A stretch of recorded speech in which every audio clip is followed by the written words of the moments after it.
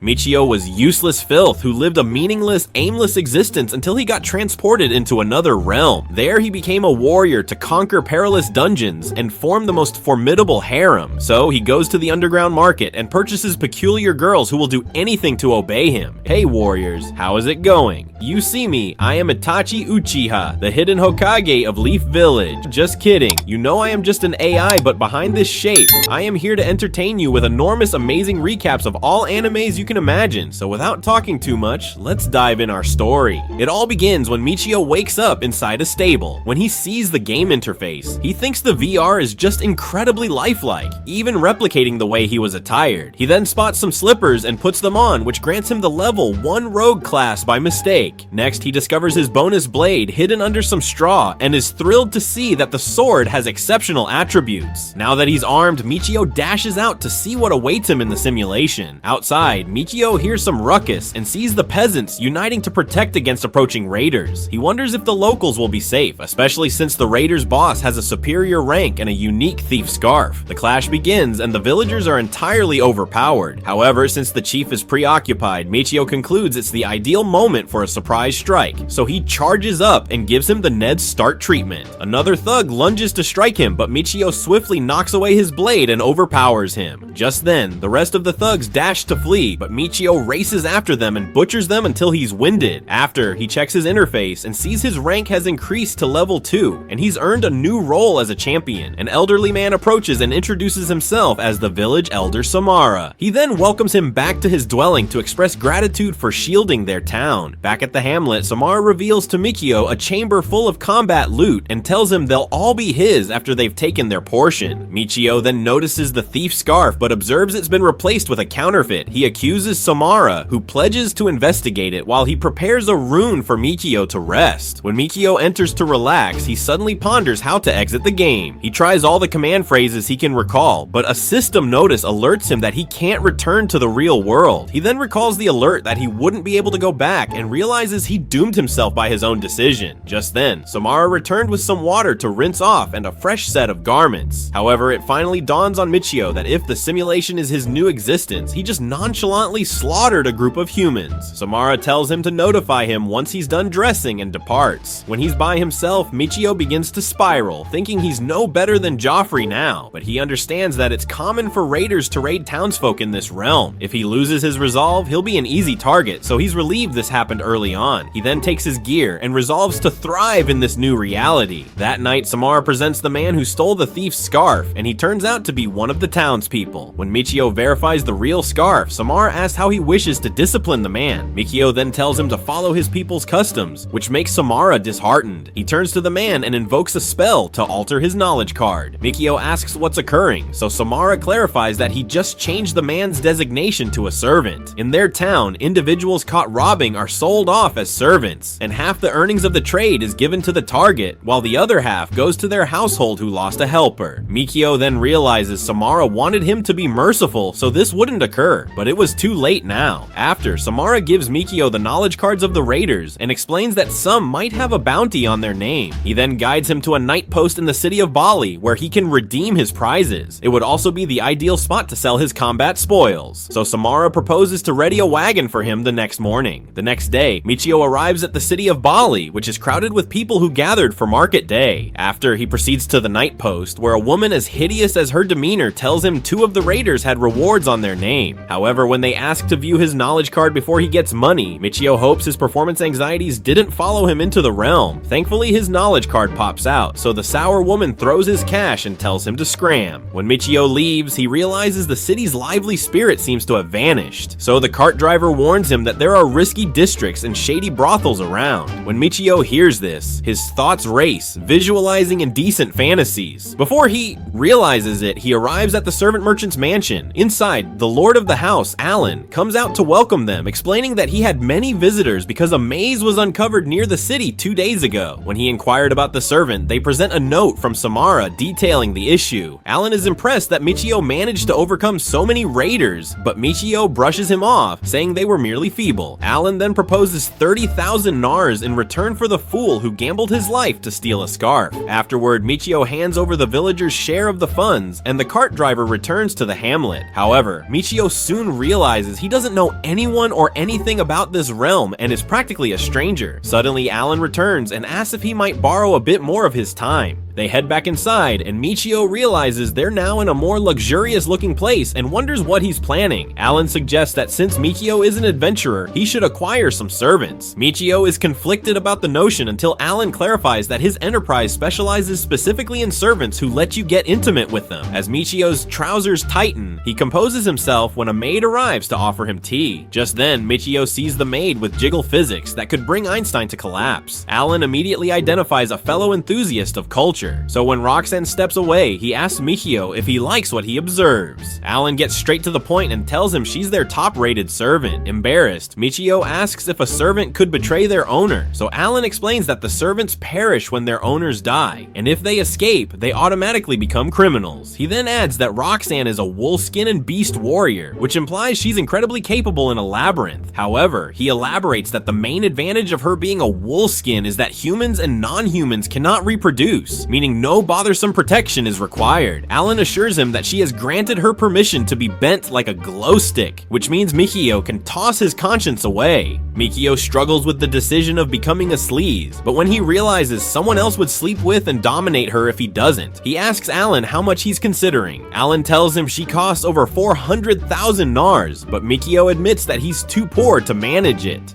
When Alan sees him out, Michio lays eyes on Roxanne again, so Alan whispers like a tempter, telling him he can wait 5 days for him to gather the funds. He then tells Roxanne that Michio has taken an interest in her, so she thanks him for his attention. When Alan departs the trading estate, he resolves to do whatever is necessary to obtain Roxanne. After, Michio heads to a diner where he counts all the currency he has and realizes he's 70,000 nars short. He then remembers Alan's suggestion to earn cash by heading to the labyrinth that emerged 2 days earlier. Adventurers earn money by selling the goods they collect from defeating monsters. However, when warned that it would be tough to gather a large amount of wealth in a brief period, Michio realized the quicker path would be to claim bounties. Alan concurred, but said he wouldn't suggest it because if he attracted notice, he'd become the prey instead. In the present, Michio figures that since he has 5 days to get Roxanne, he'll attempt the dependable method first and head to the labyrinth. However, he realizes his weapon is so powerful that others might try to snatch it. If it gets stolen, he'll be doomed, but not in an amusing way. Michio then decides to reset the character and conceal the blade away. Next, he heads to the bazaar to purchase a fitting weapon to replace his primary blade. At the weapon shop, he sees a pile of swords and notices one with an empty skill slot, which means he can assign skills to it later. When the shopkeeper tells him the swords are all the same price, Michio opts for the empty slot sword and asks to get protective gear too. After suiting up, Michio proceeds into the woods to locate the entrance of the labyrinth. There, he sees a party of adventurers pass through a portal and notices one of the men is a mage. After trailing them, he discovers the gate of the labyrinth and watches them pass through. With this, he re-equips his primary sword and enters the labyrinth too. Michio lands on the first level of the labyrinth, which is dimly lit and surprisingly orderly. He then checks his status and sees he's now a level 1 explorer with new abilities. Michio realizes that if he earned the thief status by stealing slippers, he must have become an explorer by entering the labyrinth. He then observes the hero status and selects it as his secondary role, then explorer as his tertiary. Next, he tests the dungeon walk, and when he steps through, he ends up in the room he was previously in. However, when he tries to exit, it doesn't succeed, and he realizes he can only utilize it within the labyrinth. When he attempts to return to his prior location and is denied, he understands the destinations are restricted in the labyrinth too. As he moves forward, he complains how much the ordeal sucks when he notices I Am Groot approaching. Michio then opts to test his strength against it and is amazed when he defeats it in one blow, thinking it must be due to his massive weapon. He then spots a branch left behind by the creature and saves it for later. Before long, another beast approaches, which reminds Michio that his hero role also had a skill titled Overwhelming. When he triggers it, the creature's actions slow down, but when he prepares to strike it, he suddenly loses the drive to battle and would rather wrap himself in Roxanne's embrace. Suddenly, the creature lunges, but Michio manages to overcome it. Then he realizes he felt the same desire to be a slacker after using Dungeon Walk earlier. He deduces that draining his MP by using spells dampens him. However, thanks to his sword's MP absorption, he was able to stabilize. He then opts to refrain from using spells until he gains more MP. That night, Michio goes to a guild to trade the branches, but this only earns him 273 nars. When he gets back to the inn, he realizes each branch is worth 10 nars, which means even if he worked 10 hours, he'd only make 1,000 nars, which isn't sufficient to get Roxen. The next day, Michio heads out early, but it's so dim he can't see where he's standing. However, he recalls one of his bonus chances, teleport, so he uses it to warp to the first floor of the labyrinth. Mikio celebrates briefly, but suddenly begins scolding himself for coming to a perilous location. He realizes he's thinking dark thoughts again and calls his sword so he can swiftly beat an enemy and refill his MP after Michio fends off beasts repeatedly, but realizes he doesn't have endless stamina and can't continue. On the plus side, his stats for all his jobs have grown, so he chooses to descend into a deeper part of the dungeon. Suddenly, a stone behind him shifts out of alignment and he uncovers a hidden room. He assumes there might be treasure stored inside and quickly crawls in, but he soon realizes it's actually a beast's lair. As he retreats from the creatures, one of them sneaks up behind him and attempts to strike. He manages to conquer it, but ends up getting flung aside by another Groot. Mikio recognizes that he'll perish if he keeps taking hits like that, so he plans to flee, but the dungeon walk fails to respond. Trapped by his own tool, Mikio has no option but to battle, hoping to compensate for his health drop with his sword HP absorption skill. He then uses overwhelming to hinder the beasts as he slices through them, but this reduces his MP severely. Mikio concludes that since this is his current reality, dying here would be the finish, so he decides to give everything he's got. Unexpectedly, the runt manages to conquer all the beasts and gather their solid wood. He then exits the hidden room, grateful for his weapon's ability to recharge so he can go several rounds. After Michio exits the labyrinth looking like a worn sock, he notices people gathering at the castle entrance and asks what happened. One of the men tells him they found the remains of a criminal who used to linger in town. However, due to the knight's involvement or competing groups, the criminals shifted their base and began attacking nearby towns. Mikio instantly remembers the criminals he had eliminated and wonders if these may be remnants seeking vengeance on him, but he figures they must be aiming for revenge on whoever drove them out of town to begin with. Mikio then asks how they know it was a criminal, so the men indicate that his left hand has been chopped off so they could steal his identity card. At this, Michio realizes they must have been after the bounty and walks away. He realizes the labyrinth is likely a lost route and chooses a quicker route to Roxanne's bed by targeting criminals. Later, Michio sits to strategize how to track down the criminals. Unlike the last time, he won't be hitting distracted targets, so he wonders if he's capable enough to handle it. He opens his job menu, which now includes warrior, swordsman, and merchant jobs. When he inspects the warrior ability, he sees it has stronger traits than villager, but given his new task, he chooses to use explorer, hero, and thief. The next day, Michio strolls around town trying to spot any criminals, but everyone at the bazaar checks out. Suddenly, Michio overhears some guys who say the criminals who are dying are the ones who were driven from the slums. Mikio then recalls when the cart driver told him about the shady spots in the region, so he heads to a dim alley to trigger his teleportation. Moments later, he lands in the slums, which happen to smell like waste. The place is full of underfed misfits and hopeless folks with empty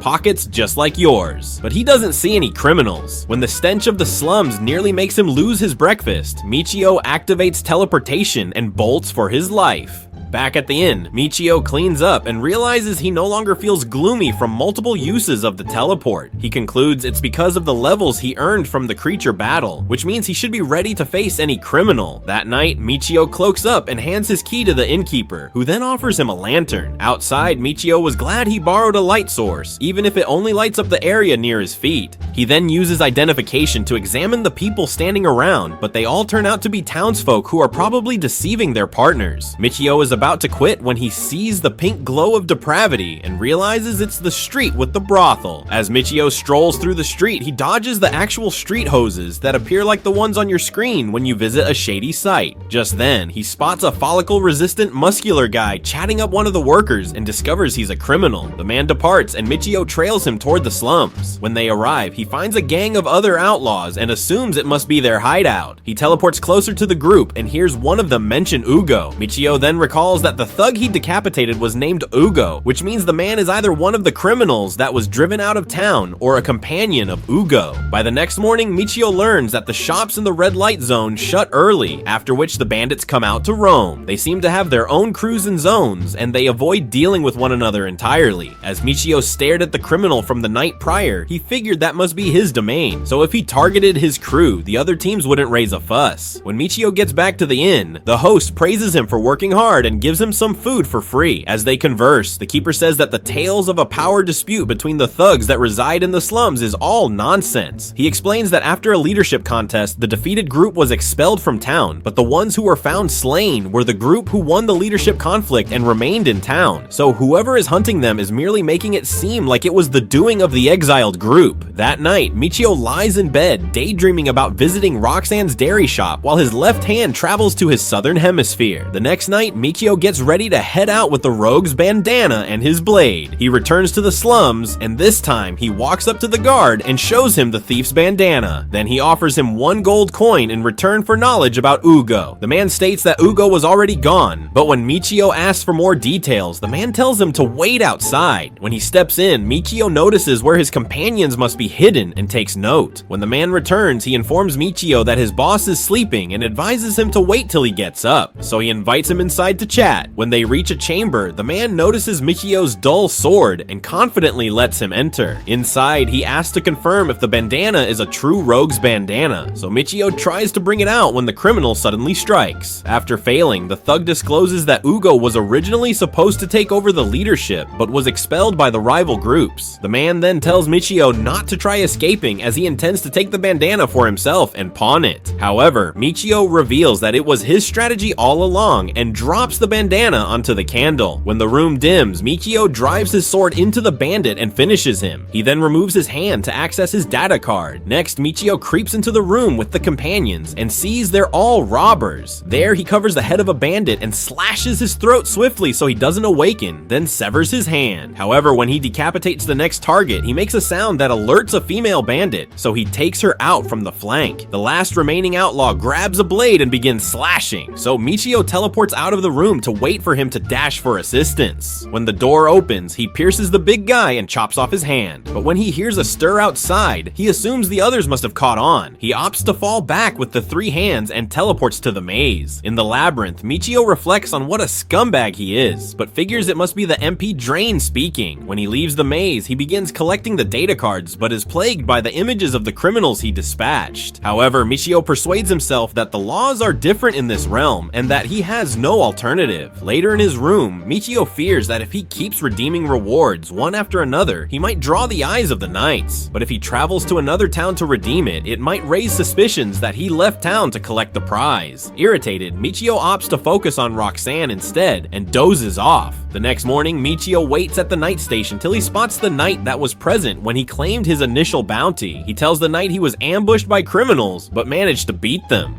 So, the man checks his data card and approves him for the payment. The knight goes in to verify the cards, and when he returns, he tells him only 2 had rewards on their heads and gives him the cash. Michio leaves to count the money and is thrilled that he finally has enough to purchase Roxanne. He promptly heads to see Alan to bring the cash and heads inside to fetch Roxanne. When he returns with them, Roxanne thanks him for purchasing her and says sorry for doubting he would come back. Michio assures her it's fine, and she walks over to stand by him. Alan then requests their data card and establishes a pact, making them servant and master. Alan then congratulates Michio on finally acquiring the girl of his steamy fantasies. Afterward, they head back to the inn, and Michio asks for a room for 2. When they inspect the room, Michio observes how uneasy Roxanne seems to be, so he asks if he may touch her ears. Roxanne agrees and sits beside him, while Michio struggles hard to restrain his impulses as he squeezes her springy ears. When Michio observes there's only 1 bed in the room, he realizes his host is a legendary wingman, but that must be why Roxanne is anxious. He then tells Roxanne that his native land is very distant, so he'd need her aid learning what's considered usual around that region. He reminds her that she'll be accompanying him into the labyrinth, so Roxanne assures him she's highly skilled with lengthy tools. After Roxanne begins to unpack when Michio sees she isn't wearing any footwear. When she tells him she's been barefoot the entire time, Michio realizes he's been staring at just some part of her figure. He then gives her a pair of sandals, and when she slips them on, it adjusts to her size. She explains that the gear is built to fit the wearer and promises to cherish her present. Later, they head to the market to purchase some defense gear. Roxanne asks for a timber shield, so they go to a shop, and Michio assists her in selecting shields with vacant skill slots. They then choose some more gear and exit the store. Next, Michio opts to purchase a fresh cloak since the previous one got ruined with blood. He tells Roxanne to pick one she prefers, so she pulls out 2 options and asks Michio which he likes more. Michio thinks this must be a trick and cautiously selects one, but Roxanne was only only torn between color and texture. Mikio asks if there's anything else she requires, reminding her it's a special day, so Roxanne gets bashful and says she'll need some new underwear. When she mentions she only has the one she's wearing, Michio advises her to get 2 extras. After acquiring all the gear they need, Michio proposes they return to the inn. When they arrive, Michio tells Roxanne to take a seat, but she goes directly for the floor. Michio then lifts her onto the bed and tells her not to worry, since she'll be using it too. When he imagines them sleeping together, he gets aroused and grabs her hips. But Roxanne jumps up like your morning wood and suggests she service the equipment first. She pulls out the sword to inspect it, and though she says it's acceptable, she reminds him that he should properly upkeep something he entrusts his life to. Roxanne tells him she wants to use her old undergarments as cloths for the cleaning, so she suggests he go out to eat while she handles it. However, Michio insists they eat together, so Roxanne begins to remove her garments to take off her underwear. Michio tries to give her some privacy, but the perv can't help but peek. When she's finished, she begins to oil his tool with olive oil, and when Michio asks what the advantage is, she assures him it feels smoother. Just then, the host brings up heated bathwater for 2, so Michio tries to hide his thrill, as he knows some clothes are coming off. Roxanne begins scrubbing his back, while Michio attempts to make small talk to ease her nerves. When she's done, Michio tells her it's her turn, so Roxanne takes off her top, and Michio nearly has a heart failure when he sees the size of her launch-ready assets. Michio begins with her back, but when he can't resist anymore, he strikes her front lines. Then he goes back to being pure when he offers to wash her hair. When she returns the gesture, the view of her mountain peaks almost drives him insane, so he plans to escalate things.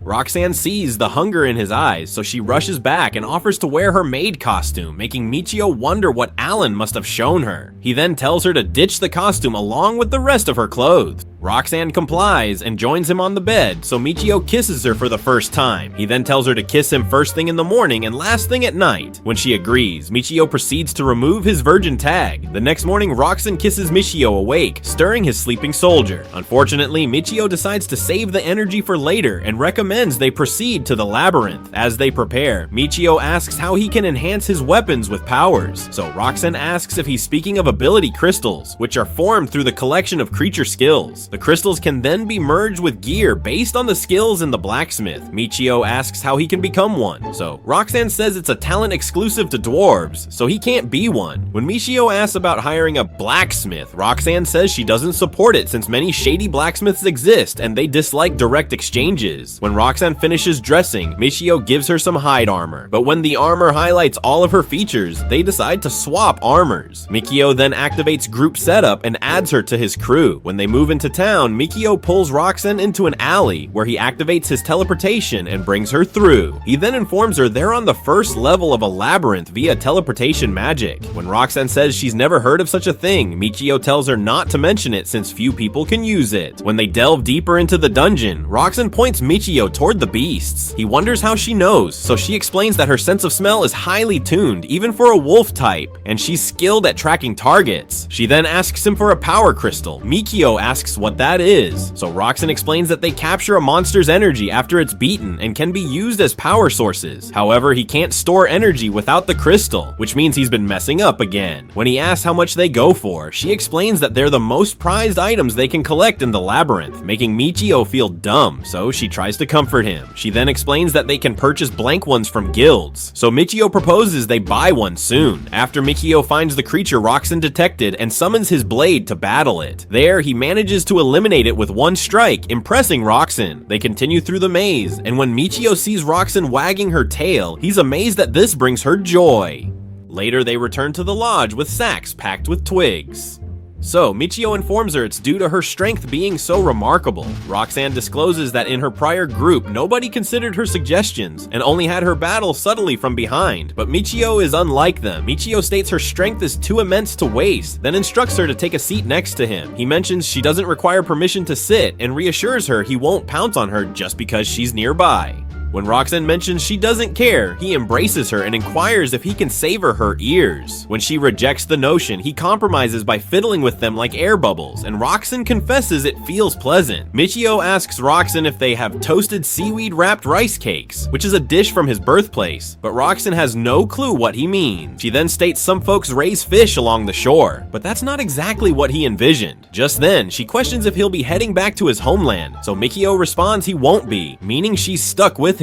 Roxanne clarifies that folks generally trade servants they no longer require, so Michio promises her that he intends on keeping those instruments of massive ruin solely for himself. Nevertheless, he cautions that he's likely to gather more team members, which Roxanne says is perfectly reasonable, though the dummy merely wanted her to approve group shenanigans. Later, they go to the Union and Michio purchases 2 arcane gems. When he hands them to Roxanne, she notes that they alter color based on the arcane force gathered in them. Crimson after eliminating 10 beasts, Violet after eliminating 100, and Ivory after eliminating 1 million. However, most halt at Emerald, which equals 10,000, while some vend at Azure, which equals 100,000. At this, they return to the maze, and when Michio slays the creatures with simplicity, Roxanne recommends they proceed to a taller level. Michio is amazed, as the maze doesn't descend, so Roxanne notes that it ascends because it's evolving like a sentient organism and feeding on the corpses the creatures discard. Michio inquires how they can vanquish the maze, so Roxanne replies he must conquer the Guardian on every level until he climbs to the peak one. Michio realizes he'll require a way to strike numerous foes simultaneously, so he inquires if Roxanne knows any such enchantments, but she doesn't. After they venture deeper through the maze, Michio resolves to rehearse his extra chanting spells to attain the caster profession. However, each attempt to unleash them fails, so he concludes he lacks sufficient MP to invoke them. Just then, Roxanne notifies Michio that was his 10th creature, so he inspects and observes his gem is now crimson. However, Roxanne's gem remains ebony because only the slayer of the final strike gains the arcane force. Instantly, Michio identifies an ability termed Gem Boost, so he activates it with his following strikes, and the next time he reveals Roxanne his gem, it's already Violet. When she questions how it's feasible, he instructs her to keep it confidential. She then mentions emerald gems sell for 10,000 NARS, while golden ones for 100,000 NARS. Since Michio doesn't require currency presently, he opts to disable the boost when he detects a feature to enable group configurations. He elects to explore it, and it reveals all of Roxanne's roles and tiers. Since Beast Fighter is already fantastic, he leaves her unchanged, then inquires if she possesses any recovery abilities or chants. Roxanne explains monk and cleric roles can wield those, but to become one, they must overcome beasts barehanded. Michio then instructs her to battle unarmed henceforth, so when the next creature appears, Michio narrowly prevents its strike while Roxanne punches it, but Michio ends it with his blade. However, upon checking his configurations, nothing is altered, so it must not suffice to battle unarmed. He then switches his blade so they can weaken the beast and end it barehanded. However, when he tests the low-tier blade, it's nearly as pathetic as your withdrawal strategy. Roxanne engages and strikes, and Michio is amazed by her agility in avoiding its blows. He then charges in and delivers the last strike, but upon checking stats, still no shift. He views Roxanne's setup and spots the monk roll, so he applauds her excellent performance. In the next encounter, Michio modifies his force stat and tries using his blade again, but obliterates it. However, after tweaking it more rounds, he finally weakens it without slaying it. He then removes his weapons to enhance his might and defeats the beast with a blow. Now that he's attained monk rank, Michio can restore his injuries. He informs Roxanne he swapped role to monk too, but when Roxanne doesn't, grasp how Michio merely tells her to conceal it as well. Later, they head back to the lodge, and Roxanne expresses regret for lacking utility, but Michio reassures her she was helpful. He then starts disrobing her for cleansing time, but Roxanne feels awkward about it since she's a servant, which implies she ought to be scrubbing him instead. Nevertheless, Michio comforts her he isn't objecting. Roxanne reciprocates and strips him, and they resume their nightly exercise session. The following day at the maze, they arrive at a rest space, and Roxanne notes that the Guardian lies beyond the gates. Solely one group may enter the boss's chamber at a time, so if there's multiple groups, they must wait their queue in the chamber.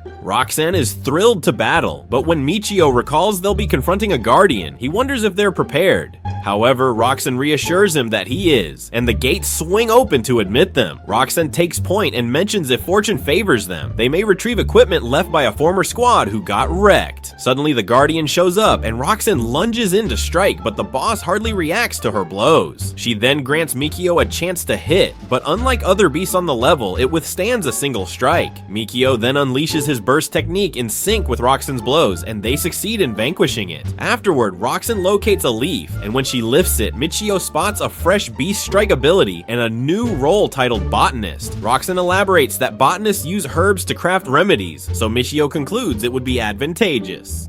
But when he inquires about her beast strike ability, she clarifies that she's unable to use it because she cannot recite the correct chant. She mentions that casting chants exposes them to danger, so it's smarter for a novice like her to avoid relying on abilities. Next, they proceed to the second floor, which appears similar to the first floor. Michio proposes they return to the first floor and confront the boss again, aiming to obtain the herbalist role too. He then retraces his steps through the door they exited from, but is startled to find himself outside the labyrinth. Abruptly, he recalls Roxanne's note about the waiting room and realizes how foolish he must seem, so he attempts to recover by pretending it was merely a trial. Later, they revisit the boss chamber and Michio feels calm this time. However, when the boss begins activating a magic emblem, he dashes forward to interrupt it, but nearly gets struck in the face. Roxanne rushes to his rescue and restrains the creature, while Michio slips behind it and eliminates it. After Roxanne inquires how the magic emblem vanished, Michio explains that it's another trick of his blade. Next, Michio retrieves the leaf and secures the herbalist role, so he converts the leaf into capsules. When he sees their antidote capsules, he realizes he never considered that beasts could envenom him. Later, they head to the guild where they purchase more capsules to counteract toxins. After paying in total, Michio notes there's still time and recommends they go back into the labyrinth. They arrive on the second floor and spot a level 2 needle beast along with a grotesque caterpillar. Michio targets the walking shrub but eliminates it once again in a single strike while Roxanne handles the caterpillar. Once it's distracted, Michio strikes from the rear and obliterates it, which leaves behind a filament. As they progress, Michio asks if there will be 3 creatures on the third floor as well, but Roxanne responds that only occurs from the 4th floor, then groups of 4 on the 8th floor. Up ahead, they encounter 2 caterpillars, so Michio charges in to attack before they're alerted. After finishing his caterpillar, Roxanne shouts as the second one triggers a magic emblem. However, Michio reacts too late and gets ensnared by filaments as it lunges to strike. Michio halts it with its limbs and slices through it, causing the filaments to dissolve too. After, Michio recommends they prioritize the caterpillars from now on since they're troublesome. Later, Michio and Roxanne stroll through town as Michio ponders what they'd do if they ran into numerous foes. Just then, Michio senses something off and nears Roxanne. He instructs her to discreetly observe the man lurking in the shade and determine what he's eyeing. Roxanne realizes it's the trading shop she once belonged to and wonders what he's doing there, so Michio uses inspect and discovers he's actually a raider. Moments later, they visit Alan and alert him that his firm is under surveillance. However, even though Alan appreciates the heads up, he doesn't appear to take it earnestly. Because of this, Roxanne informs him the observer was a raider, so Alan questions how they discovered that. Michio says he learned some shady stuff while collecting funds for Roxanne, so Alan unveils that the issue is truly tied to Michio. Apparently, the servant Michio sold him was purchased the prior day, but the buyers said they required time to arrange things before collecting him. While Alan conversed with one client, the other whispered something to the servant. He then notes that regular folks have no interest in a rogue's bandana, implying the servant likely had ties to the raiders beforehand. Alan explains that he no longer owns the servant, so he's free to exit his quarters and let the raiders in. Michio asks how he can remain so composed, so Alan assumes it's unlikely that a gang of raiders would storm a trading firm in the town's center, but he also has battle slaves and doesn't plan to be beaten by a band of raiders. At this, Michio tells Roxanne it's time to go since they've done their part, but she tells him about a lady who had been very kind to her during her stay there. When Michio sees she's concerned about her, Michio sits and advises Alan to recruit him as a guard. He claims he doesn't want the servant he sold to cause him any trouble, so Roxanne thanks him for doing this. Alan agrees and promises him 1,000 nars, along with the gear and data cards of any raiders he takes down. Michio agrees, so Alan guides him through a back gate where the Watcher can't see him, and Michio agrees to use it at night too. When they exit, Roxanne apologizes for being self-centered and tells Alan that the man was a raider. So,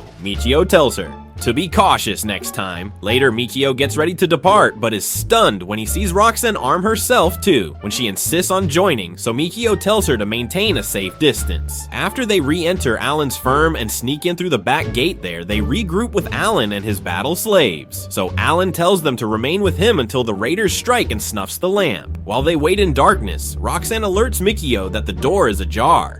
Hearing this, the battle slaves brace themselves, and Alan says he has assembled those unable to fight and those who oversee the slaves on the upper floor. When he requests that Mikio shield them, Mikio says that was his goal all along, so Alan draws his blade and heads into battle. Shortly after, Mikio and Roxanne tread in the darkness, and Roxanne senses someone nearing, so Mikio identifies the runner as a level 3 raider. Just then, he guesses the raider likely lacks the courage for a clash and will flee at the first opportunity. Just then, the raider sneaks into a chamber, making Michio wonder if he knows he just trapped himself. So Michio tells Roxanne to stay behind and creeps toward the room. Just then, he recalls how he tried chanting his bonus spells randomly, but none functioned due to his limited MP, so he realizes there are still some he hasn't tried yet. On reviewing his unused options, Michio selects the equivalent trade spell and presumes it's meant for exchanging HP.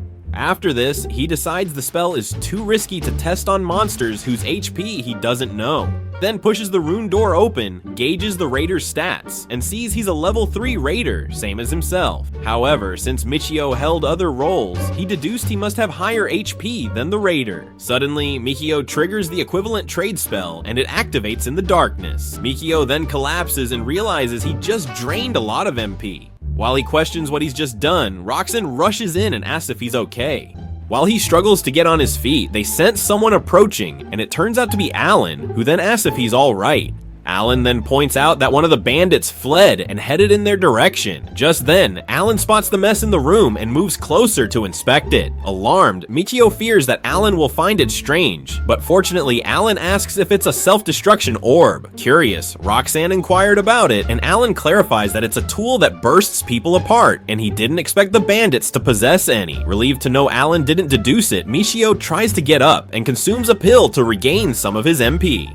Afterward, Alan appreciates Michio for his support and hands him his compensation as agreed. So, Michio and Roxanne take their leave. On their route home, Michio chooses to return to the labyrinth as swiftly as possible. Just then, he unlocks a portal and they walk into the labyrinth. Suddenly, Michio collapses and realizes the warp would absorb more of his already reduced MP. While he scolds himself for not noticing this earlier, Roxanne rushes to assist, looking worried. However, a few moments later, Michio slashes through some creatures and recovers completely. After this, he reviews his stats and realizes he made the correct decision, casting the equivalent exchange incantation. Because of this, he's now a level 1 mage who can invoke novice tier spells for fire, water, wind, and earth. After mulling it over, Michio questions Roxanne about the types of spells mages use. In response, Roxanne explains that mages invoke spells that injure all enemies, conjure walls, and fire orbs. Entertained by this, Michio considers all the feasible methods to make it effective. Eventually, when he envisions a fireball, a magic circle appears before him. Having decoded how it functions, Michio unleashes a fireball from his hands. Knowing he's an explorer, Roxanne wonders how he's capable of doing that, but Michio urges her to keep it confidential. Shortly after this, another monster appears, and Michio attempts to eliminate it with the fireball incantation. However, the monster continues moving despite the blaze. Witnessing this, Michio assumes his attack strength will rise as he levels up. Suddenly, he dashes toward the monster and finishes it off with his blade. Just then, the monster vanishes, leaving a twig behind. However, Michio is more eager to explore his new abilities, so he crafts a firewall and realizes it's possibly for protection. After this, he attempts to determine the proper spell for a group target strike. After numerous tries with no outcome, Michio realizes he's drained MP and nothing transpired. He then suspects it's because there are no foes nearby, so he decides that they should proceed to the second floor. When they arrive, they notice 2 monsters approaching, and Michio thinks it's a chance to test his magic, so he invokes a firestorm, which obliterates the monsters in one strike. After this, Michio decides to mainly employ magic in battles because he wants to safeguard Roxanne since she serves him well with her qualities, which are as gentle as her demeanor. Some moments later, a monster caterpillar ignites from Michio's spell, and when it vanishes, Michio says it would be simpler if his incantations were slightly stronger. Just then, Roxanne discloses that she's heard that mages typically wield staves. Upon hearing this, Michio wonders why he hadn't considered it and remarks that the next market day is in 4 days. He then grumbles that it'll take a while before they can acquire one. However, Roxanne says that he'd need to go to Karatar to visit a permanent vendor. When Michio asks where in the world that is, Roxanne clarifies that there's a vast labyrinth there, along with many outlets catering to explorers, so he decides it's worthwhile to explore. After this, they reach the boss's waiting area, and the boss emerges as a giant insect, so it forms a magic circle and gets ready to strike. However, Michio constructs a firewall that repels the attack. After this, they collectively defeat the insect, and Mikio collects a reel of thread left behind by the creature. Next, they proceed to the 3rd floor, where Roxanne sniffs the air and says there's likely a single cobalt up ahead. Unaware of what that is, Michio figures it's a great way to discover what they're like, since there's only one. Just then, Smeagol steps out from the shadows clutching a dagger. Amused by this, Michio activates his magic circle and hurls a fireball at the creature. Within seconds, the cobalt disappears, astonishing Mikio, who had expected more from a level 3 beast. So Michio spots the salt dropped by the monster and picks it up. He then inquires how much it's worth but is disheartened to hear it's as costly as your ex's assurances. So he tosses the salt and embarks on a rampage, slaying more kobolds. Michio then checks his satchel and announces that it's already packed, so he proposes that they retreat for the day. Roxanne then questions his level, and he states he's a level 20 explorer. Hearing this, Roxanne panics, but he instructs her to keep it encrypted as usual. Later, at the guild to collect the day's pay, he hears someone promoting a one-way trip to the Imperial City. When Michio marvels at this, Roxanne clarifies that the woman uses her field walk to shorten journeys that usually span days in exchange for payment. Amused by this, Michio says he would have gone to Kuritar, but he has no errands in the Imperial City. Roxanne then informs him that both cities are adjacent, piquing Mikio's interest. So Mikio proposes that they travel, but Roxanne says she'll wait for his return since the cost is per individual. So Michio approaches the woman, thinking if he goes there solo, they'll later be able to teleport there freely using the warp. After this, he queries the woman about the trip fee, and she requests a silver coin. The woman then opens a portal, and they arrive on the other side, where Michio is impressed by the magnitude of the Adventurers Guild. However, he asks the woman to transport him to Kuritar, and she agrees. When they arrive on the opposite side, Michio thanks the woman and teleports through a wall back to Bali. Shortly after, Roxanne greets him back, but he collapses into her embrace as he expended more MP than anticipated and tells her that they can now access Kuritar anytime. Sometime later, in the town of Kuritar, Roxanne and Michio explore. While Michio becomes fascinated by the stalls, Roxanne directs him to the labyrinth. On arrival, they witness numerous explorers waiting while others pay to access the labyrinth. Just then, Roxanne whispers in his ear that they could enter by teleporting without paying the charge.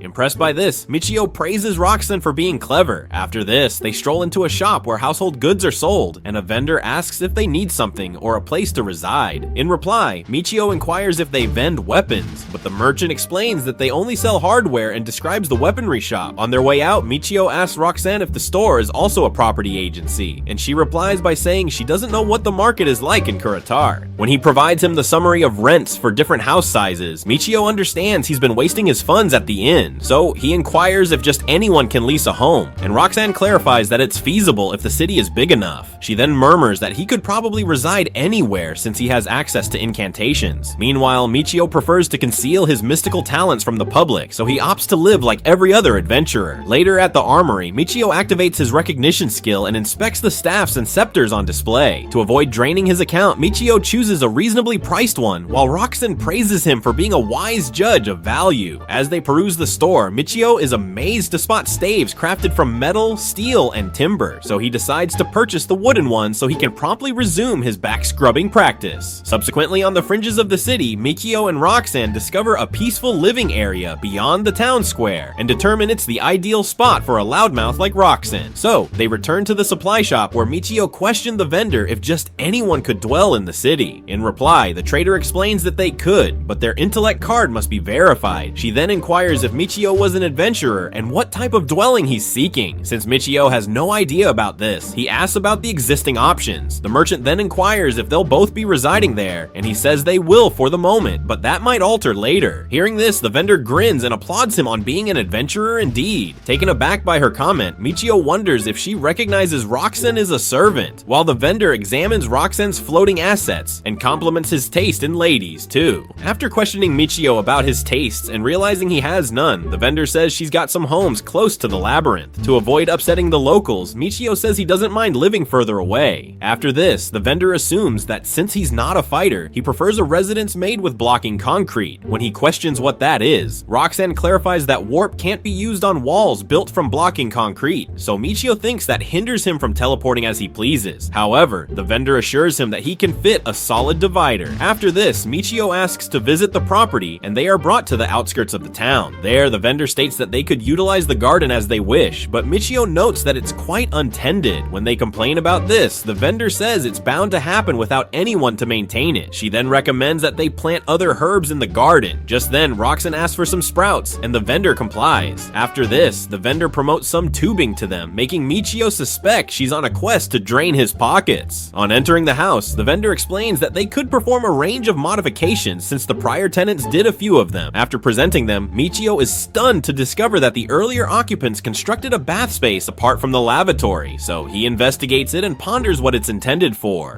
While Roxanne and the vendor discuss the cooking area, Michio declares that he'd like to check the upper level, so he inspects the chambers and finds the one with the perfect view and size for his midnight exercise routines. He then attempts to teleport to the next room and confirms it works, so when he gets back to the lower level, the vendor asks him for impressions, and he says it's all fine. When they exit the home, the vendor offers the home for 45,000 NARS, and Michio agrees to lease the home. Afterwards, Michio clears the intellect card screening and signs the lease.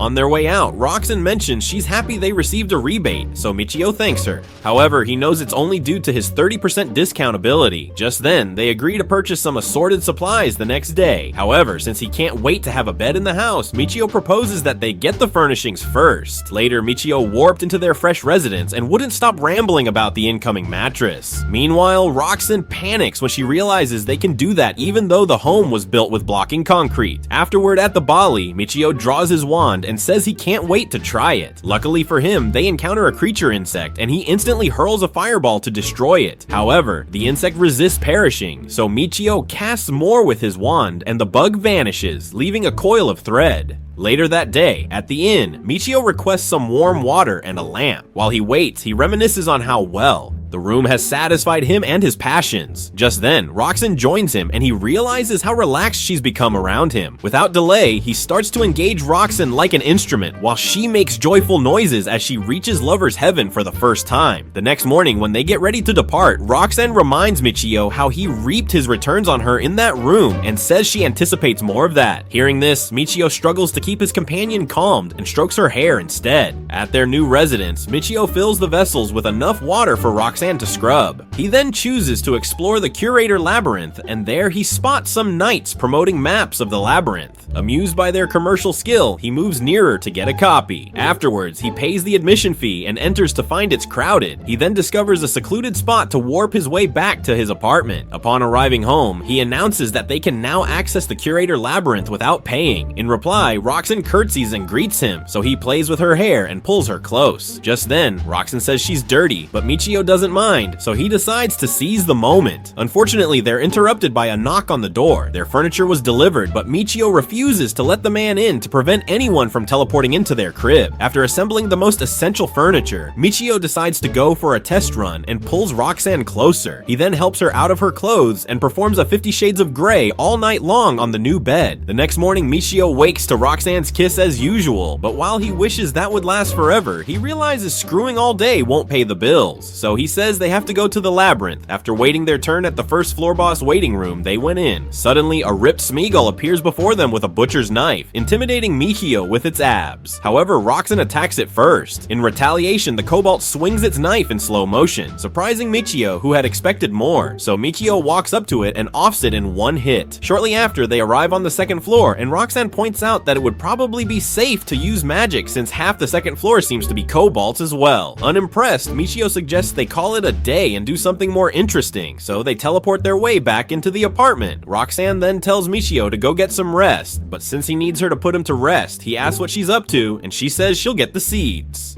Now, interested, Michio says he'll go with her and suggests they do some gardening after they eat. Afterwards, they head to town, and the merchant welcomes them. She then leaves to get the seeds, while Michio checks out the hose on sale and asks if they'll be needing one. However, Roxanne says he doesn't need a hose since he already has one. Shortly after, the merchant arrives with the seeds, and while she explains what they are to Roxanne, Michio decides to save Roxanne's hands for better things by getting a hoe. Afterwards, they return to the yard, and Michio suggests that they till the entire area. When Roxanne offers to help, he asks her to sharpen some scraps he'd like to build a fence with, so they get to work, and before long, their new garden is up and running. While Michio sits, admiring their work, Roxanne shows up with a change of clothes and offers to do the laundry. So while Michio changes, Roxanne chimes in that they could use a tub for the laundry. Inspired by this, Michio heads to the curator Cooper and requests a laundry tub. When handed one, he spots a bigger one and asks if that's the biggest for sale. In response, the man says he makes bigger ones on special order in a functional bathtub as well. Michio then says he'd like something broader than his arm span. While the man asks him how deep he wants it, Michio gets lost in Fantasy Island, imagining what stunts he could pull with Roxanne in the bathtub. Determined to fulfill his fantasies, Michio asks how much it costs and is told it's around 2,000 NARS. Later, Michio and his favorite sidekick go to work for the money to fund his wet dreams and find a cobalt flower left behind by the third-floor boss. While he wonders what it is, Roxanne explains that it's a mill grain that tastes better than the flour sold in town. Just when they decide to move to the 4th floor, Roxanne's stomach beeps of hunger, and Michio suggests that they have dinner instead. Afterwards, Michio whips up dinner and tastes it while Roxanne asks him what it is. In reply, Michio says it's white cream stew and asks if she's ever had it. Roxanne then says she's never heard of it, so Michio serves it and Roxanne gets a taste. Suddenly she freaks out, saying it's thick and tasty, while Michio's brain runs in a loop, seeing her with his cream in her mouth. Just then, he tells her there's more where it came from. So Roxanne thanks him for his cream and promises to put in more effort the next day. Hearing this, Michio figures his bathtub will soon be delivered and he'll get to put in more than just effort. Later, at the labyrinth, Michio and Roxanne face off with a monster lamb, and then it occurs to Michio that he only thinks he's fearless, because Roxanne fights without complaining and seems happy doing it. Just then, Roxanne tells Michio that the lamb isn't as scary as it looks, so Michio charges towards it. However, the lamb casts a spell that fixates Michio to a spot, surprising him. He then wonders if Roxanne was attacked too, but she escapes being crushed by the beast. Just then, Michio decides his safety is secondary to his fun dolls and charges toward the beast, which is now interested in Roxanne. So Michio heals Roxanne while slashing the lamb repeatedly with his rush. Seeing this, Roxanne joins in the slash fest and Michio eventually lands the final hit. After ensuring Roxanne is okay, Michio asks about what happened and Roxanne explains that he was put to sleep for a while. Just then, he realizes the beep sheep skill either puts people to sleep or knocks them out when it sounds the alarm. After blaming himself for slacking on that one, Michio apologizes to Roxanne and asks her to tell him if she's still damaged since he can't afford to lose her. Just then, Michio suggests they call it a day since his order will be arriving soon, while Roxanne wonders what he means. At the house, Roxanne asks Michio what they're expecting, and a cart suddenly rolls into the yard. Just then, they both freak out, seeing the size of the bathtub on the cart. After dropping the tub, the man takes his leave, and Michio suggests they move it inside. Afterwards, Roxanne asks what it's for, and Michio says it's a bathtub used for bathing. He then asks her to get the jugs. After this, he fills the jugs with a water wall and heats it with a fireball. After filling the tub with warm water, he realizes he's far from finished, so he continues the process till nightfall. After filling up the tub, Michio tells Roxanne that he's not getting in alone since he filled the tub and heated the water for two. Surprised by this, Roxanne says she'd be delighted to join him. Shortly after, while Michio enjoys the bath, Roxanne shows up to join him. He then shows her a soap he made and rubs it on a sponge and suggests that they use it instead of body wash. When he instructs Roxanne to take off her towel, she protests, asking him to go first. But Michio claims he made the soap just so he could wash her. Thinking it's an experiment, Roxanne strips and Michio gets to work, fulfilling his long-awaited fantasy. Afterwards, the post-nut clarity hits, so Michio asks about Roxanne's injuries, and she says she feels so good they don't hurt. As a thank you, Roxanne grabs Michio and they exchange fluids. While Michio wonders what it's for, Roxanne says she hasn't washed his lips. Later that night, Michio realizes he can't keep endangering his pleasure bunny, so he opts to recruit more frontline warriors. Later on the labyrinth's 7th level, Michio casts a fireball and sears a rabbit. While Roxanne praises him, Michio walks to retrieve the rabbit hide left behind, and Roxanne notes that they've gathered a few of those. After he expresses gratitude, they proceed to the Imperial City, where Roxanne explains that since the guild pays mere peanuts for the hides, clothing boutiques will purchase them at a premium. When Michio inquires why, Roxanne clarifies that jackets crafted from rabbit hide serve as excellent winter apparel and are favored by aristocratic women. After this, Michio waits solo on a corner for Roxanne, who then arrives and states the shop will buy the hides if they have no less than 100. So they return to the labyrinth and Roxanne spots another rabbit hopping toward them. Michio then extends his wand and suppresses his guilt before searing the adorable bunny. Afterward, Roxanne sniffs the breeze and guides Michio toward their next target. Moments later, they reach the 7th floor's boss chamber and the door swings open. So they step inside and a rapid rabbit suddenly materializes before them. Just as Michio admires the rabbit for being cute, it shrieks and dashes like Barry Allen. When it leaps at Roxanne, she blocks it with her shield and hurls it away. Impressive, Michio. Just then, the rabbit sets its sights on Michio, but he slows it down effortlessly and cleaves through it. After this, they spot the rabbit meat left behind, and Michio says they can enjoy it for lunch. However, Roxanne proposes they try a schema roast. Sometime later at Michio's home, Roxanne hosts a budget Gordon Ramsay session. After this, the schema roast is complete and Michio takes the first bite. Delighted by its flavor, he suggests that they collect more rabbit meat while gathering hides. So they return to the labyrinth and hunt more rabbits. Just then, Roxanne remarks that the boss chambers have a head. Upon arriving at the waiting room, they discover a duo and are surprised to find a lone guy. In a conversation with the man, he reveals he's been saving to form a party. Hearing this, Michio realizes the man resembles his past self. The man then shares that he's been delving into the 7th level for over 2 years, and his explorer rank has improved, so he wants to capitalize on it to level up. Michio then wishes him good fortune, and the man walks in, claiming luck is finally on his side. Not long after, the door opens and they step in to find the boss already waiting.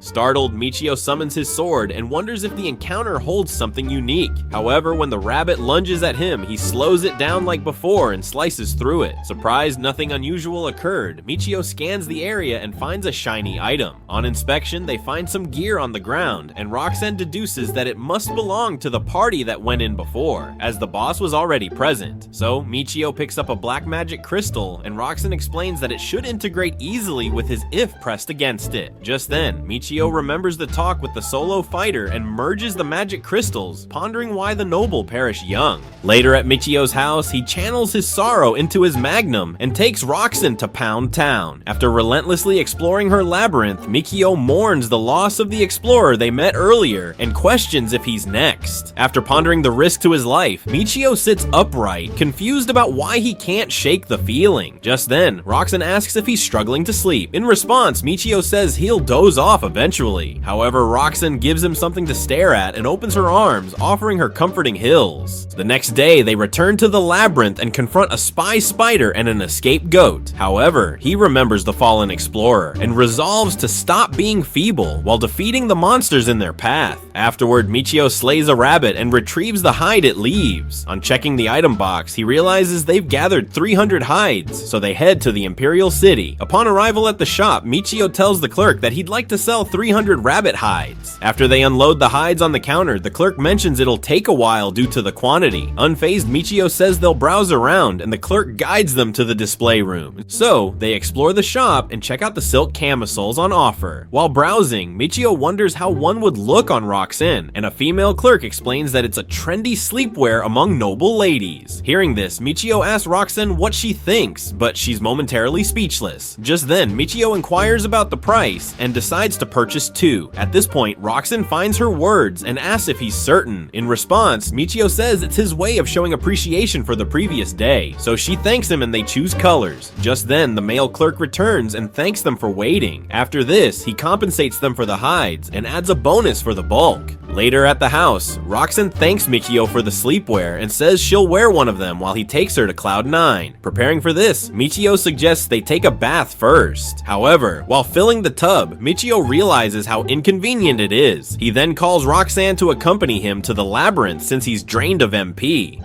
A few moments later, they reach the 7th level and face 3 creatures. Suddenly, Roxanne charges in and downs 2. However, the punch dodges her blow and rushes Michio, who's distracted by thoughts of the camisole awaiting him. Drained from lack of MP, Michio manages to eliminate the punch and collapses. Roxanne rushes to aid him. However, he claims it's just a scrape and scolds himself for overestimating. After this, while relaxing in the bath, Michio realizes his finger is still swollen. So, Roxanne asks if he's fine and inspects it. Just then, Michio says it'll heal quicker if she sucks on it. After this, Roxanne demonstrates her expert tongue skills. When Roxanne asks how she did, Michio says the pain is gone. Realizing how good it felt, Michio decides to escalate. So he claims he was hit somewhere else and presents his member for a gawk remedy. Afterward, Roxanne appears in the room with her new nightwear, which overloads Michio's senses as soon as he sees her gravity-defying curves. After appreciating the masterpiece that stood before him, Michio requests her to twirl and is amazed to see she's wearing nothing beneath. Without hesitation, Michio tugs her and enchants the woodland creatures with her lovely melodies. The following morning, Michio casts a firestorm incantation to obliterate 3 hares, but it fails, so he turns to using his blade. After battling to eliminate the 3 rabbits, Michio realizes it'll be challenging for his team to manage anything beyond what they've faced on the 8th level. While he contemplates growing his group, Roxanne presents him a skill gem left behind. Later at Michio's residence, he inspects the skill gem and deduces he could likely utilize it to produce an artifact with a skill when merged with a vacant skill slot. However, he questions how he'd get a dwarf to forge what he desires. Just then, Roxanne enters with food, and Michio apologizes for not assisting. In return, Roxanne says she's the cook and clean sort of girl. Michio then proposes they eat before it becomes cold. Afterwards, Michio shows Roxanne the skill gem, and she panics, noticing it has shifted from green to yellow. Michio then states it's probably because he fused 2 magical stones. After this, he verifies the cost of yellow magic stones and concludes they'd have all they required after selling it, so Michio determines that they attend the ballet afterward. He then discloses his intention to visit Alan and draft a will. While Roxanne questions if he's sane, Michio says he's realized he has to be ready to perish if he's exploring dungeons.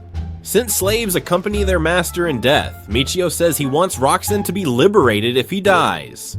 Roxanne then kneels and begs him to rethink since she'll guard him. She then declares that as a fighter, she can't endure existing in shame if her master perishes. Michio then maintains that he could suddenly die from a sickness, but Roxanne says she'll discover a method to heal him. Moved by this, Michio reconsiders and inquires why she's determined to keep him alive. In reply, Roxanne says he's a wonderful man who never tires of pushing her limits. After admiring her steadfast devotion, Michio proclaims that they're still heading to the ballet. He then mentions that due to their previous experience in the dungeon, he's resolved to enlarge their group. Just then, Roxanne concurs with him and notes that the creatures strike in packs of 4 from the 8th level. Michio then thinks if he intends to emphasize magic, he'll require a female frontline warrior. Just then, he imagines how that could conclude and becomes thrilled at the idea of it. Suddenly, Roxanne halts his fantasies and says it's a smart plan. Later, they reach Alan's estate and Michio tells Roxanne to sit if she doesn't wish to resemble goods for trade. Following this, Alan joins them, and Michio apologizes for always appearing unannounced. In reply, Alan says it's all right and inquires what he can assist with. Michio then reveals that he's considering recruiting another group member and asks if it's viable to obtain a smithing slave. Alan then replies by saying it's rare but not unfeasible. He then adds that dwarves seldom become slaves as craftsmen, and this makes them as valuable as a Richard Mill. Hearing this, Michio inquires about dwarves who aren't smiths, and Alan clarifies that a dwarf would make an ideal group addition. However, Alan says he has just one dwarf, but her nature isn't apt for combat. On hearing that the dwarf is a girl, Michio wonders what her nature is fit for and asks Roxanne about her opinion on it. Surprised, Roxanne proposes they meet the dwarf first. So Michio asks to meet the dwarf and Alan departs to prepare her. Shortly afterward, a woman enters and announces that the dwarf is prepared. Just then, Roxanne beams with joy, while Michio deduces she must be the lady who treated Roxanne kindly. Afterward, the dwarf steps in and Alan introduces her as Sherry. Instantly, Michio evaluates her and thinks she's as youthful as Roxanne. While he looks her over, he wonders if she'd endure the stress of the dungeon in his quarters too. Just then, Sherry bows and says she's a level 10 Pathfinder. Unshocked, Michio says she shouldn't face any trouble entering the dungeon. Then, however, Sherry discloses that she didn't succeed in becoming a blacksmith. Interested in this, Michio requests to question her, and Alan agrees. Soon after, Michio inquires how she failed, and Sherry explains that only level 10 explorers can opt to become blacksmiths, but she couldn't. Michio then asks how blacksmiths are chosen, and Sherry replies saying it's by their talents in exploring dungeons. So Michio assumes she won't be very helpful in the dungeon then. However, he remembers how he managed to gain the hero, thief, and mage professions and wonders if only the blacksmith role is innate. So he asks Sherry if it's feasible to become a blacksmith in the future after failing. When Sherry offers an unclear answer, Michio assumes there are extra extra conditions to becoming a blacksmith and thinks she'll attain the blacksmith job if she meets them. After this, Michio realizes it'd be wasteful to reject her, and then decides she's the ideal match for a second group member. Just then, Sherry puts in some good words for herself and pleads with Michio to consider her. After this, Alan takes her back inside, leaving Michio and Roxanne to discuss why she's so assertive. Roxanne then explains that it's probably because it's a good deal. Michio then asks Roxanne if she thinks Sherry is promising. In response, Roxanne says she doesn't know much about dwarves and adds that Sherry can manage her lack of aptitude with hard work. Just when Michio feels relieved to know that Roxanne approves of his decision, she points out that Sherry won't be able to do much for long. Confused, Michio asks what she means, and Roxanne explains that she has to be of a certain age. After this, she suggests that they confirm since dwarf ears get thinner with age, and Sherry has rather thin ears. When Alan returns to the room, the woman gestures to Roxanne and she leaves to talk to her, leaving Alan and Michio in the room. So Alan asks Michio what he thinks, and Michio says that will depend on her price. Knowing as a man of culture, Alan explains that what Sherry lacks in skill, she'll make up for in the bedroom. Just then, Michio understands why he made Roxanne leave, so they haggle over the price for a while, and Michio successfully cuts down the price.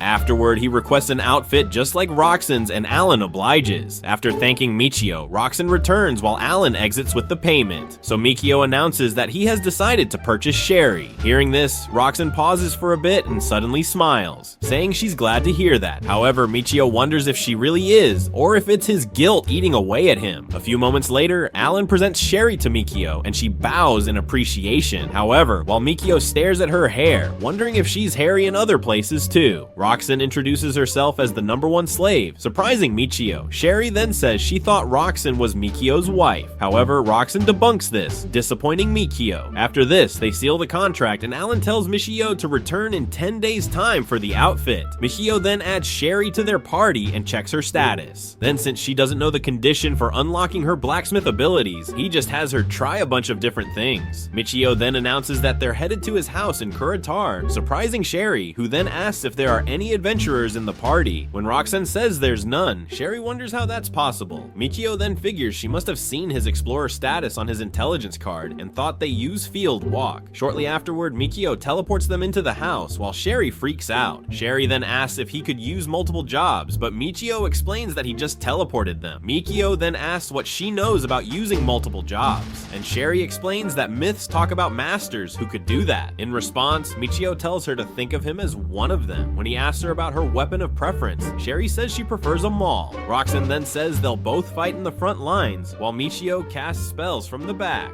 Sherry then freaks out, surprised to hear that Michio could also use spells. Later, while they walk the streets of Kuritar, Michio asks Sherry if dwarves often use mauls, and she explains that they might not be tall, but they're strong enough to handle heavy weapons. So they head to the weapon shop and Michio gets lost on which to pick.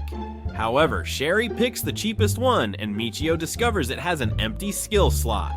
Just then, Sherry handles it, assuring Michio that it's good enough, so he decides to buy it. Moments later at the house, Michio presents some leather shoes to Roxanne and asks her to give the old ones to Sherry since she'll be needing them for the labyrinth. Michio then asks if she'll be okay with a leather jacket since they can't get suits of armor for her. In response, Sherry grabs her lemons and points out that there have to be suits of armor her size. Just then, Roxanne jiggles her bubbles and tells Sherry that they don't matter when fighting in labyrinths. Afterward, while they cook, Michio announces that they're going to the labyrinth and asks if Sherry wants to tag along. So she hurriedly gets into her outfit while Michio examines her maul and asks if she knows about empty slots. Sherry then explains that someone proposed a theory about the empty slots and equipment and states that skill crystals can't be combined unless the items are empty. When Michio asks if it was proven as fact, Sherry explains that no one can see them if skill slots do exist. Hearing this, Michio smiles and owns one of a kind. After they geek over the topic for a little longer, Michio says he's surprised that she knows about it,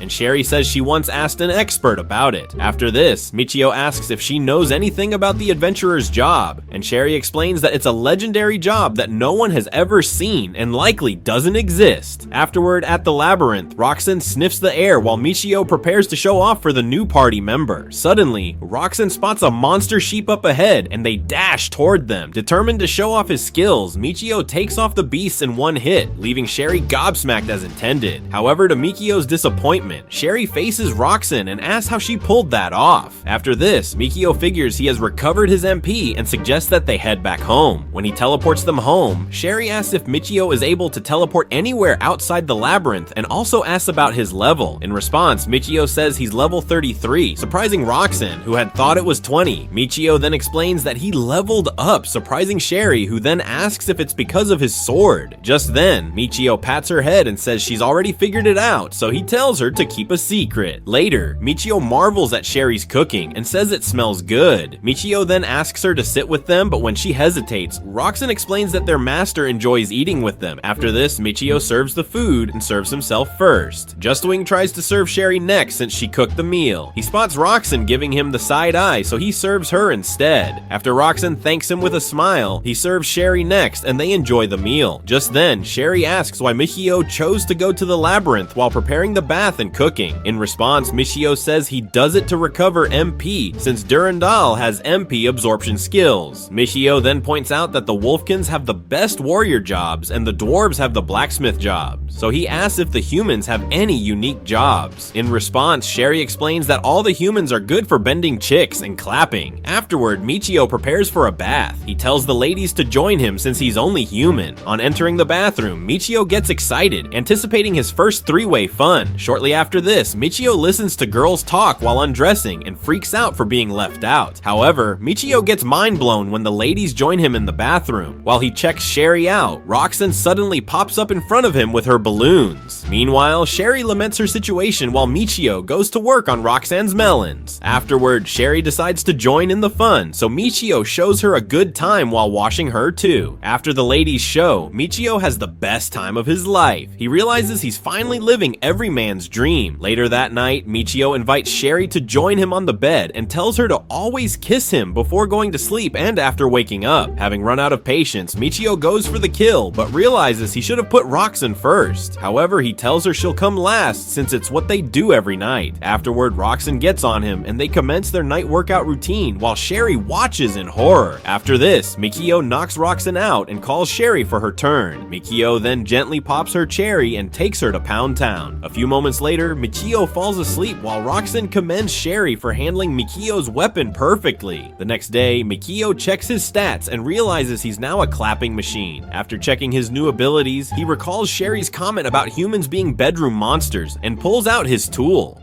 Seeing this, the ladies exclaim while he announces that he'll get himself more slaves and build himself a harem to all Leaf Village ninjas. That is it for today. Recap: do not forget to join our clan, our army, my friend. You can do that by clicking that red button below the video. Destroy it for me with that bell. To follow us on YouTube with many videos to come in the following days. So see you later, bro. Peace out.